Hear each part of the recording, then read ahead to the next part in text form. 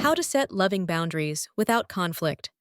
When it comes to living with an adult child who refuses to move out, one of the most painful struggles for parents is boundaries.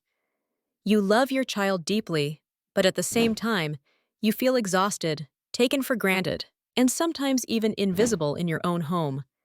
You want peace, not constant arguments. You want respect, not slammed doors or silent treatments.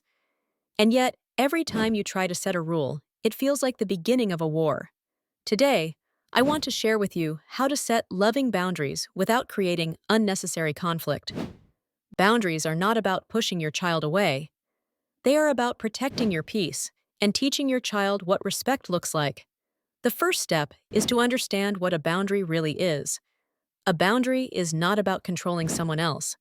It is about clearly communicating what you will or will not accept in your own life. For example, saying you need to move out is not a boundary, it is an instruction. But saying, I cannot continue to pay all the bills for two adults in this home, is a boundary. It is about what you are willing to do, not about forcing them to act. This small shift changes the dynamic from command to self-respect. The second step is to keep your boundaries simple and specific. If you say, I want you to be more responsible, it is too vague. Your child does not know what that means. But if you say, from next month, I expect you to contribute this amount toward rent, or we will all do our own laundry and dishes, the expectation is crystal clear. Boundaries that are vague invite debate and excuses. Boundaries that are specific invite clarity. The third step is consistency. This is where many parents struggle because it feels easier to give in when conflict arises. But when you give in, you are teaching your child that your boundaries are negotiable. Imagine if the bank said, well, you don't have to pay your mortgage this month. It's fine. Would you ever take it seriously again? Probably not. Consistency is not about being cold. It is about showing that your word has weight. If you say it, it matters. The fourth step is to pair your boundaries with love. Too often, parents believe that boundaries mean harshness or rejection. In reality, the most powerful boundaries are wrapped in care. You can say, I love you, and because I love you, I need us to live with mutual respect. That means from now on, these are the house rules. By affirming your love first, you soften the impact.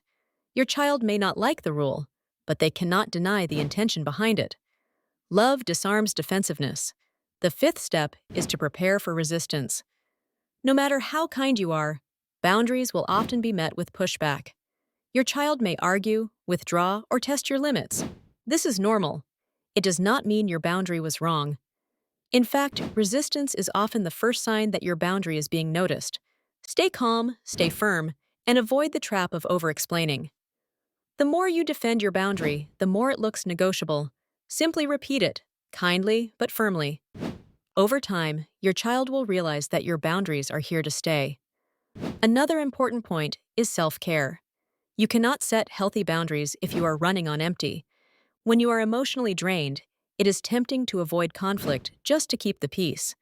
But peace built on silence is not real peace. It is suppression. Taking care of yourself, whether it is rest, support groups, therapy, or hobbies, gives you the strength to stand by your boundaries without collapsing under guilt or pressure. Let's put this all together. Boundaries without love become walls. Love without boundaries becomes chaos. The balance is both. You can be warm and caring, and at the same time clear and consistent. You can say, I want a good relationship with you, but this is what I need in order to feel respected. And you can hold that line, even when it feels uncomfortable. Over time, boundaries teach your child not only how to respect you, but also how to respect themselves. So here's your reminder. Setting loving boundaries does not push your child away. It prepares them for independence. You are not being mean, you are being responsible. You are modeling the kind of adult behavior they will need when they finally live on their own. And the best part? Boundaries create more harmony, not less. When rules are clear, everyone knows what to expect. The constant walking on eggshells disappears. If you take just one thing from this video, let it be this. Boundaries are an act of love for yourself and for your child. Without them, there is only resentment and chaos. With them, there is clarity, respect, and the chance for growth. Thank you for being here with me today.